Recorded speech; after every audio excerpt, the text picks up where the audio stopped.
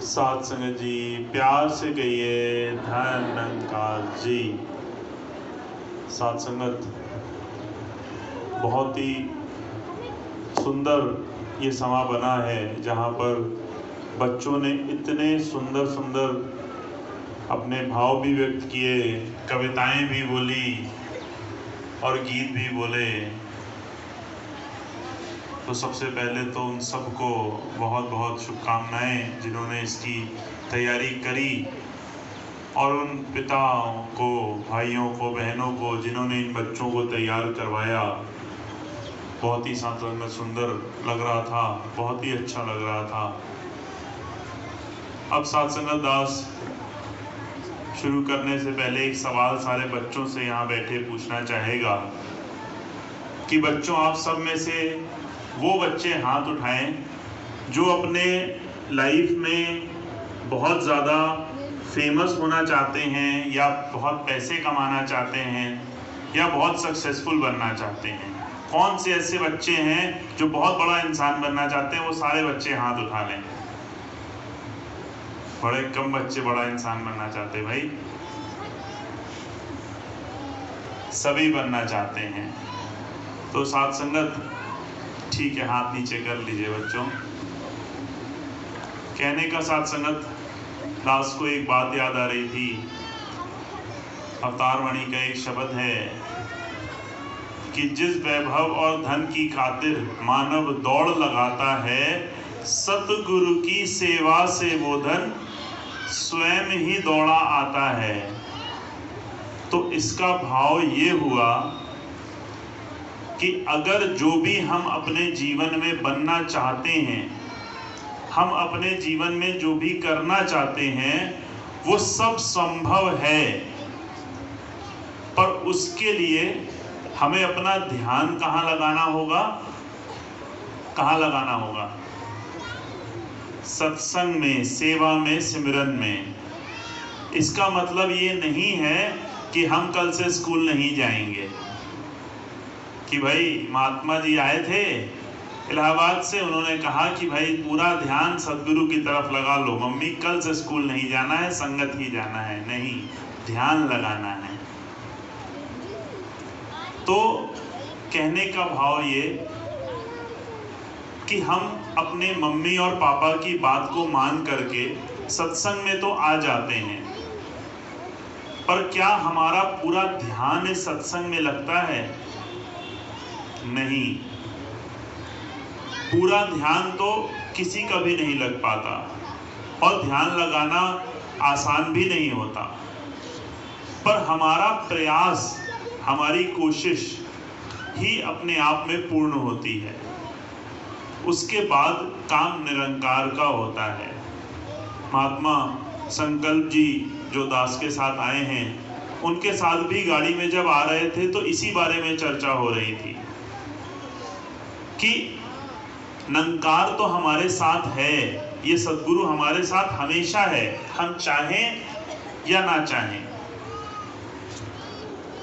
अब एक हमारे पास ऑप्शन है कि हम सब कुछ उसके ऊपर समर्पण कर दें। दूसरा ऑप्शन है कि थोड़ा समर्पण करें। तीसरा ऑप्शन है कि बिल्कुल समर्पण ना करें। ये हमारी अपनी खुद की चॉइस होती है, हमारा अपना फैसला होता है, और उसी के मुताबिक हमारा जीवन का जो सुकून, जो जर्नी होती है, उसको हम तय करते हैं और उतना ही हम उसका आनंद ले पाते हैं। पर इसका मतलब बिल्कुल भी नहीं है कि हमें अपना कर्म नहीं करना। बिना कर्म के कुछ भी हासिल नहीं हो सकता। तो अगर हम पढ़ाई कर रहे हैं तो हमारा कर्म पढ़ाई है। अगर हम स्पोर्ट्स कोई खेल रहे हैं तो उस वक्त खेलना वो कर्म है। ऐसा नहीं है कि अगर हम पढ़ाई कर रहे हैं और हम बीच में क्रिकेट खेलने के लिए गए तो हमारा कर्म तो पढ़ाई है, तो हम क्रिकेट पे इतना क्यों ध्यान लगाएं। मिशन की बहुत अच्छी हर महीने एक एपिसोड आता है जिसको हम कहते हैं वॉइस डिवाइन और किड्स डिवाइन। कोई बच्चा यहाँ पर किड्स डिवाइन सुनता है क्या? दास की विनती है कि आप लोग, आजकल सब लोगों के घर में फोन है, स्मार्टफोन है जिसमें यूट्यूब है, उसमें किड्स डिवाइन आता है, उसको जरूर सुने। और बड़े वॉइस डिवाइन सुने, बच्चों को किड्स डिवाइन जरूर सुनाएं। उसमें माता जी के विचारों का, आजकल की जो लेटेस्ट टेक्नोलॉजी है, बातें हैं, उनका डिस्कशन होता है। और बहुत ही, इसको कहते हैं, साफ और प्रैक्टिकल बातें उसमें सुनने को मिलती हैं, जिनसे हम अपनी रोजमर्रा के जीवन में कैसे उनसे निजात पाएं, अपनी समस्याओं से, उसका समाधान उसमें मिलता है। बच्चों को किड्स डिवाइन से और बड़ों को वॉइस डिवाइन से।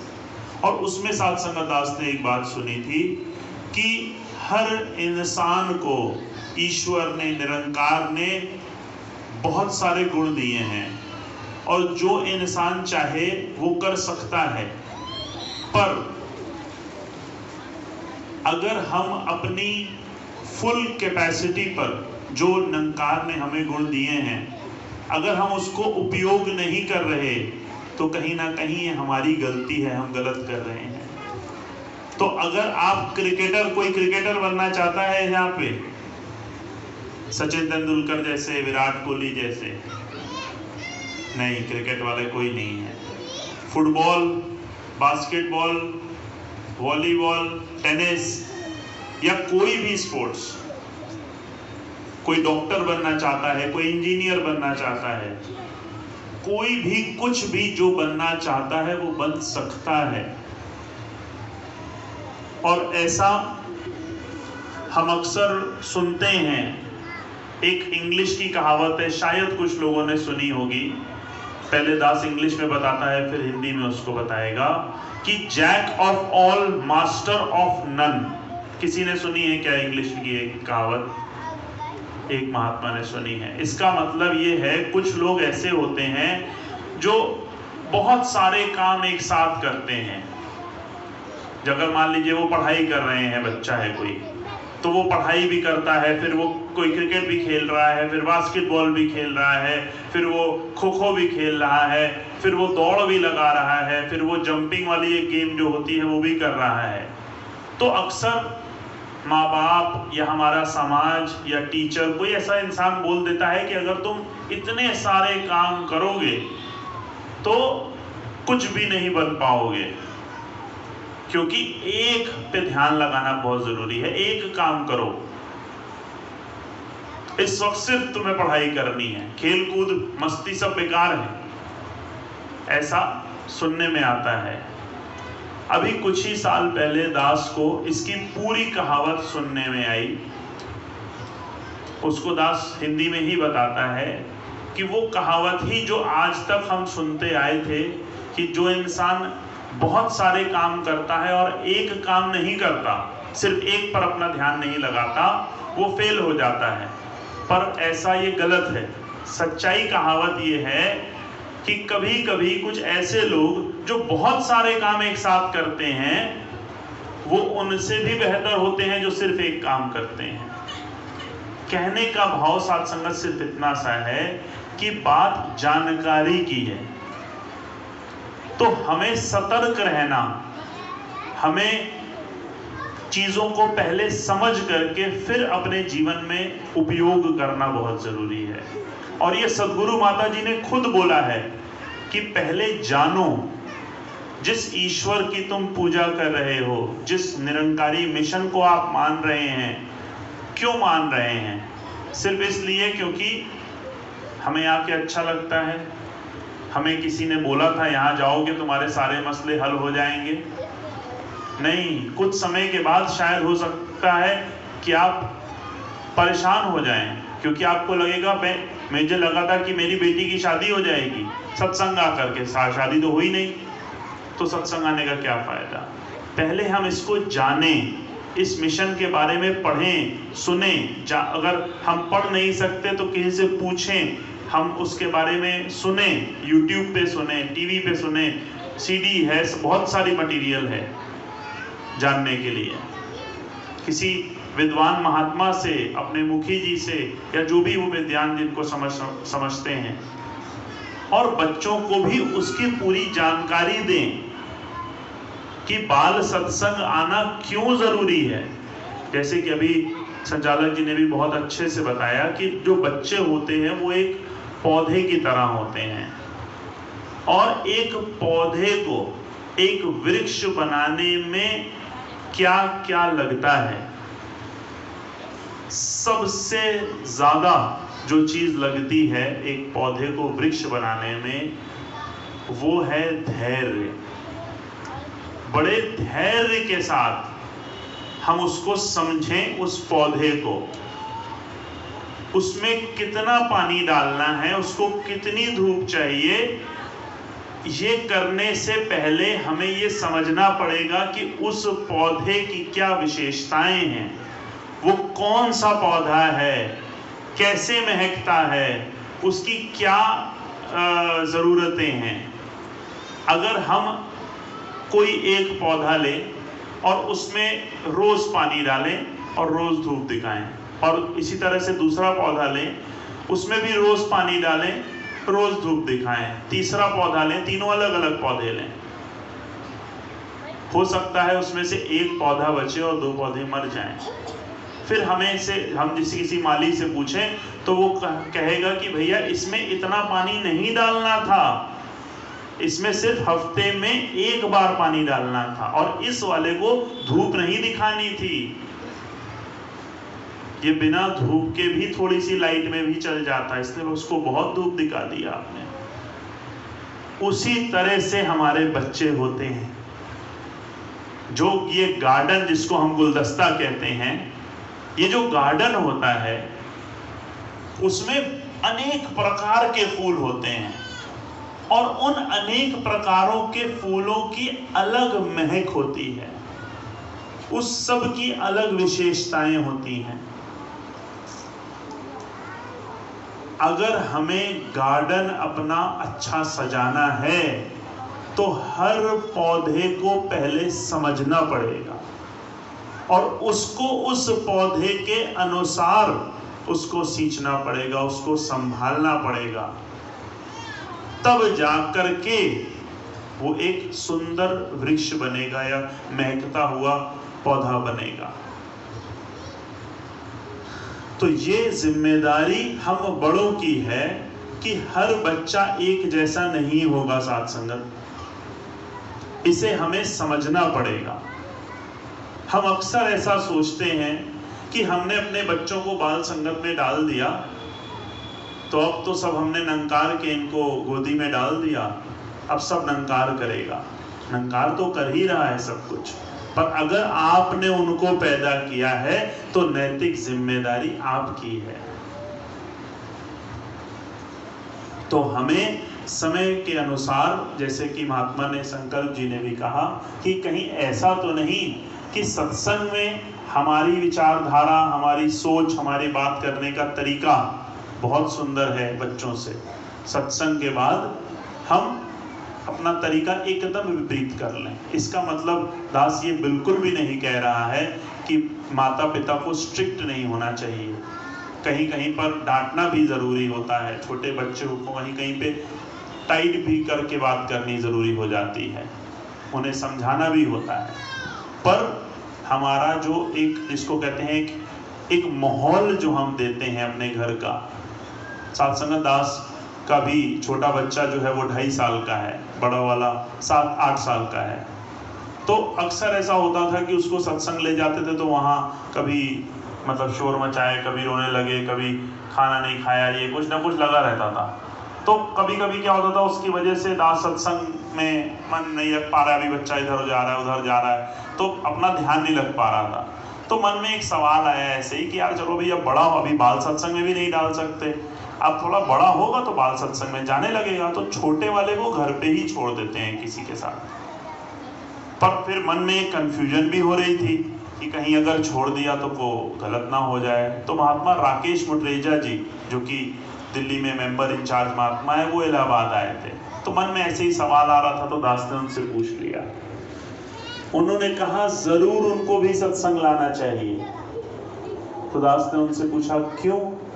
उन्होंने कहा कि जो हमारा ब्रेन और हमारा माइंड होता है, हमारा जो दिमाग होता है, उसके दो पहलू होते हैं। एक होता है हमारा कॉन्शियस माइंड, यानी कि आज हम आपसे बात कर रहे हैं, आप सुन रहे हैं, समझ रहे हैं, आप बता रहे हैं, ये आपके कॉन्शियस माइंड में है। मान लीजिए कि कुछ काफी सालों पहले कुछ एक बात हमारी आपकी हुई थी, एकदम से अचानक से वो आपको कभी कभी याद आ जाती है। वो क्या होता है? वो हमारे सबकॉन्शियस माइंड में होता है। मतलब कि एक दिमाग के अंदर भी दो पार्ट हो गए, कॉन्शियस माइंड और सबकॉन्शियस माइंड। तो जो बच्चे होते हैं वो तो कुछ बोल नहीं सकते अभी, लेकिन जो उनका पिछला हिस्सा या सबकॉन्शियस माइंड जिसको हम कहते हैं, उसमें वो सारी बातें जाती रहती हैं। इसलिए उनको सत्संग भी लाना जरूरी है, और सत्संग के बाद घर का माहौल ऐसा बनाना भी जरूरी है, क्योंकि बच्चे सिर्फ फॉलो करते हैं। बच्चों को कुछ नहीं पता कि हमें क्या करना है, कैसे जीना है, कैसे रहना है, कैसे खाना है। हम जो करेंगे वो उसको कॉपी करेंगे। साथ संगत दास अपनी खुद अपने जीवन की एक वो बात बताएगा कि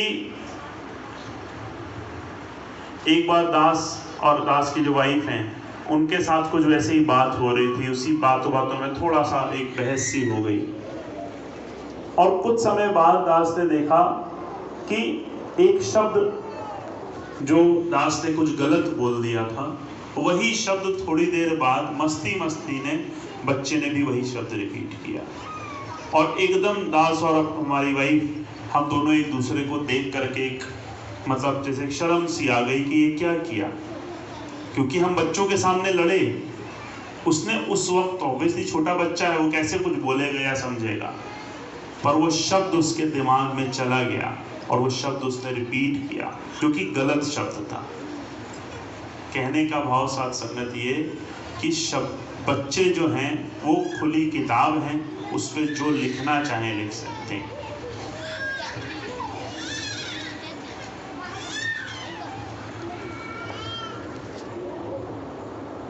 साथ संगत जैसे कि भी एक महात्मा ने बहुत अच्छी और बहुत सुंदर बात कही कि हम अपनी शब्दावली पे कंट्रोल करें, उसे सुंदर बनाएं। उसका एक बहुत अच्छा तरीका भी बताया कि हर इंसान को बुलाते समय उसके आगे जी लगा दें, बड़े भी बच्चों के लिए भी, बच्चे बड़े के लिए, किसी के लिए भी, तो अपने आप एक वातावरण पॉजिटिव बन जाता है। पर साथ संगत कभी कभी कुछ व्यक्ति ऐसे होते हैं, कुछ बच्चे ऐसे होते हैं जो एकदम इसके विपरीत चले जाते हैं। हम उनसे कह रहे हैं कि बेटा पानी लाओ, बेटा जी आप पानी लाइए, पलट के रिप्लाई आता है नहीं लाऊंगा। बेटा जी इनको महापुरुष आए, इनको धन्यंकार जी कर दो।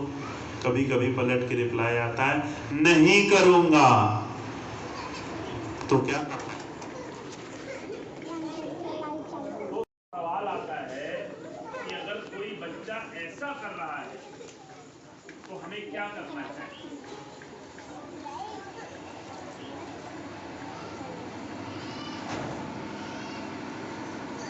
धन्यंकार जी, प्यार से कहिए धन्यंकार जी। मन में ऐसा सवाल आता है कि अगर कोई बच्चा ऐसा कर रहा है तो हमें क्या करना चाहिए?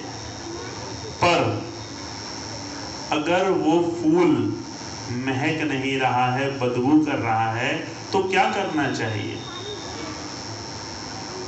हमें सबसे पहले ये समझना चाहिए कि वो फूल बदबू क्यों कर रहा है, वो बच्चा ऐसा क्यों बोल रहा है। कहीं ना कहीं कुछ ना कुछ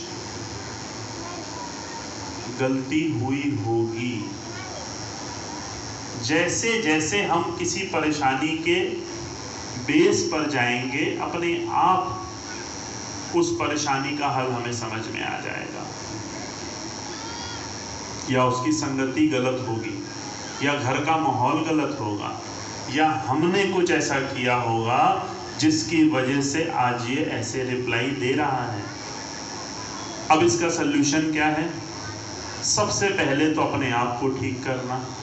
दुनिया संवर जाएगी, क्या माता जी का वो गीत आया है, दुनिया संवर जाएगी खुद नो सवार लइए। तो सबसे पहले तो खुद को ठीक करना है, उसके बाद क्या करना है? तो साथ संगत जी, माता सविंदर जी ने बड़े ही स्पष्ट शब्दों में ये बात बताई थी कि हर प्रॉब्लम का सल्यूशन, हर समस्या का समाधान एक है, प्यार देना।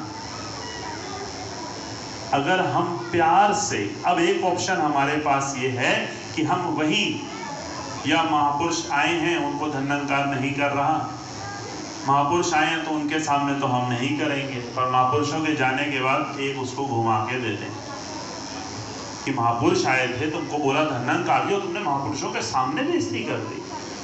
अरे उस वक्त धन्यंकार कर देते, बाद में बोल देते कि नहीं करेंगे। ऐसा मन में आता है और गुस्सा भी आता है, आना स्वाभाविक है। काम, क्रोध, लोभ, मोह, अहंकार आएंगे, पर हमें उन्हें अपने वश में करना है। उनका वो नहीं बनना जिसको हम कहते हैं कि उनके हिसाब से हमें नहीं चलना। और ये हमें सद्गुरु सिखलाता है। यहाँ वो ताकत मिलती है जिससे हम उसको संभाल सकते हैं। तो हमें कैसे टैकल करना है? उसे प्यार से संभालना है। प्यार, और एक इंग्लिश में शब्द है एक्सेप्टेंस, नॉन जजमेंट, यानी कि जो जैसा है उसे वैसा अपनाना कि ये मेरा है, कोई बात नहीं बच्चे। उससे हम पूछें बैठ के, बेटा आपने ऐसा बोला कि मैं पानी नहीं लाऊंगा, ऐसा बेटा क्यों बोला? हो सकता है वो आपको पलट के बोले कि पापा कल आपने मुझसे बहुत गलत तरीके से बात करी थी, मुझे गुस्सा था उस बात का, इसलिए मुझे लगा कि मैं नहीं लाऊंगा। उससे माफ़ी मांग ले, नॉर्मल हो जाएगा। अब यही हम पलट करके उसे एक थापड़ मार दें, वो परेशान और हो जाएगा। उस वक्त हो सकता है आपके डर से वो पानी लाने लगे और सालों तक लाए, पर हो सकता है कि उसके मन में वो एक डर, एक गुस्सा बैठ जाए। तो वो अच्छा इंसान तब बनेगा जब हम इसको ओवरऑल, जैसे संकल्प जी ने भी कहा, सिर्फ संगत लाना एक पहला फर्स्ट स्टेप है, ये तो जरूरी है ही, पर इसके साथ साथ एक ओवरऑल डेवलपमेंट के लिए ये सारी चीजें इंपॉर्टेंट हैं। क्योंकि बच्चे तो भोले होते हैं, तो हमें हर बच्चे के हिसाब से उसे समझना, पहले उसके हिसाब से उसे डील करना, ये बहुत ज़रूरी होता है। क्योंकि हर बच्चे की अपनी एक खासियत है। ज़रूरी नहीं कि वो बच्चा, आज मान लीजिए हमारी उम्मीद है कि हमारा कोई व्यापार है, हमारी दुकान है, हम उम्मीद करते हैं कि हमारी दुकान पे आके बैठे। उम्मीद करने में कोई बुराई नहीं है, लेकिन उसके लिए उसे फोर्स करना कि नहीं तुम्हें यही करना पड़ेगा। हो सकता है वो सचिन तेंदुलकर बनने वाला था। तो कहने का भाव ये, जब हम निरंतर सत्संग, सेवा और सुमिरन करते रहेंगे, ये विवेक हमें वहीं से मिलेगा। क्योंकि बिन सत्संग विवेक न होए। सत्संग हमारी समाधान नहीं लाएगा, ये बड़ा ही क्लियर है। साथ संगत दास इसको टेस्ट भी कर चुका है। सत्संग आने से आपकी समस्या का हल नहीं होगा, सत्संग से आपको विवेक मिलेगा। ये समझ आएगा कि क्या करना है और क्या नहीं करना है। उस विवेक का जब हम इस्तेमाल करेंगे तब हमारी समस्या का हल होगा। तो साथ संगत भ्रम में नहीं रहना है, पहले जानकारी लेनी है और डीप में जाके समझना है, और फिर जो हम यहाँ से सुकून, ठंडक ले रहे हैं उसे खुद में पहले लेना है और आगे भी बांटना है। और जब हम ये सारी चीजें करते हुए अपने जीवन में उसको अपनाते हैं, चाहे हम कोई महिला हैं, चाहे बच्चे हैं, चाहे बुजुर्ग हैं, चाहे यंग हैं, चाहे बिजनेस है, चाहे डॉक्टर हैं, चाहे इंजीनियर हैं, चाहे खेत में हैं, जब हम अपने जीवन में इसको, इस सिखलाइयों को, इस सबक को, इन सोच को अपनाते जाएंगे, वैसे वैसे हमारे जीवन आसान बनता चला जाएगा। और सत्संगत कहने का भाव ये कि इन बच्चों को हम जो भी बनाना चाहते हैं, इस बात को सबसे पहले समझ लें कि ये हमारे बच्चे नहीं हैं, ये संस्कार के बच्चे हैं। इन्हें क्या बनना है, क्या नहीं बनना, ये निरंकार को पता है। तो इसके ऊपर भरोसा करके अपनी जिम्मेदारियों को निभाते चले जाएं। बाकी क्या होगा क्या नहीं होगा ये निरंकार को पता है। तो आओ साथ संगत यही अरदास करें कि माता जी आप कृपा करो, हमारे अंदर इतनी ताकत, इतनी अकल नहीं है कि हम अपने लिए कोई बेहतर फैसला ले पाएं, पर आपको पता है। तो अगर हम कभी आपका साथ छोड़ने की कोशिश भी करें तो आप संभाले रखना। साथ संगत जी प्यार से कहिए।